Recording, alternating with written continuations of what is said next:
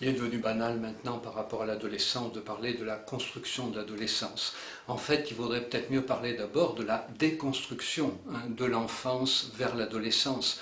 L'adolescence est un âge où le jeune a de la difficulté à se reconnaître, ses repères traditionnels sont perdus, la flambée d'hormones transforme sa relation au monde et du coup, comment va-t-il gérer ça? Il va gérer ça d'une façon très particulière, c'est-à-dire en ayant à la fois une hypersensibilité au rapprochement et en même temps une hypersensibilité à l'éloignement.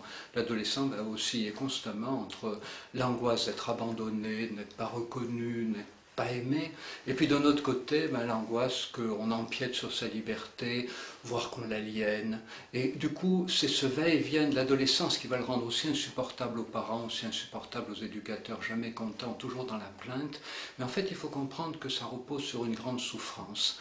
Et alors, comment l'adolescent va-t-il résoudre cette question?